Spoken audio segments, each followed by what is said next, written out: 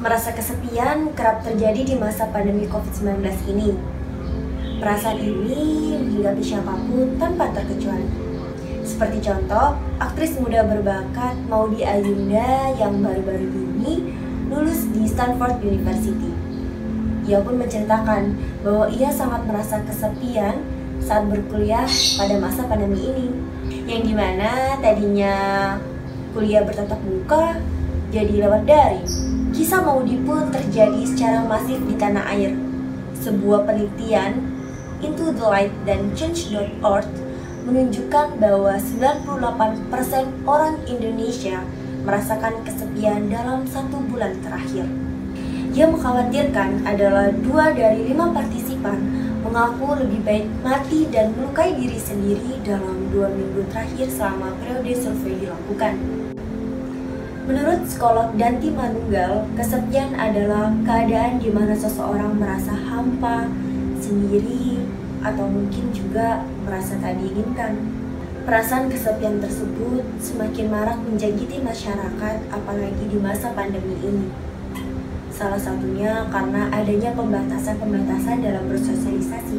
Lebih lanjut, Danti mengatakan bahwa kesepian bisa saja menghampiri siapapun dengan berbagai karakter, baik ekstrovert maupun introvert. Gruber dan Schlegel adalah psikolog pertama yang mengadakan penelitian terkait kepribadian ekstrovert dan introvert dalam pandemi ini. Pada Maret hingga April 2020, mereka menguji 466 responden, mengukur secara online 2 kepribadian ekstrovert dan introvert dalam menghadapi situasi pandemi ini. Analisis dari studi tersebut pun diterbitkan pada akhir 2020. Hasil studi tersebut menunjukkan bahwa baik ekstrovert maupun introvert tidak memiliki perbedaan dalam mengalami kesepian di masa pandemi saat ini. Lebih jauh, menurut Danti Manunggal bahwa stres dapat berasal dari mana aja. Salah satunya adalah mengalami kesepian. Stres apabila tidak dikelola dengan baik akan berdampak buruk. Salah satunya adalah menurunkan imunitas tubuh. Menurut dia, kita harus mengenali sumber stres dan menyadari bahwa kita harus beradaptasi dengan kehidupan baru yang ada, mengubah pola pikir negatif dan menumbuhkan kebiasaan berpola pikir positif. Lalu, bagaimanakah cara kita menghadapi kesepian? Kita bisa memulainya dengan mengurangi penggunaan sosial media untuk mengurangi kecemasan. Kita juga bisa melakukan hobi yang kita sukai agar kesepian dan rasa bosan itu teralihkan.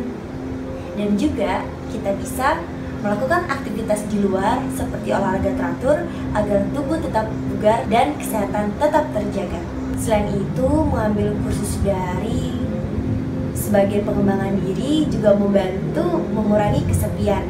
Selain bertambah wawasan, jejaring dan pertemanan menjadi lebih luas. Hal senada juga diungkapkan oleh psikolog klinis dewasa Julius Stephen MPSI.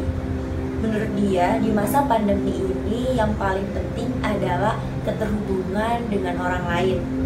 Tanpa interaksi ini, seseorang bisa mengalami kesepian, stres, cemas, depresi, hingga mencoba bunuh diri. Selain itu, Julius Stephen juga menyarankan agar kita menghindari hoax. Hal ini sangat penting untuk menghindari berbagai macam hal yang buruk seperti overthinking, kecemasan, dan perdebatan konflik yang justru merenggangkan hubungan. Tentunya hal ini tidak dibutuhkan saat pandemi, karena yang dibutuhkan saat pandemi adalah saling keterhubungan. Untuk itu, mari jaga dan sayangi diri kita untuk selalu berpikir positif, melakukan aktivitas yang menyenangkan dan menyehatkan, dan tetap terhubung dengan orang tersayang menggunakan smartphone.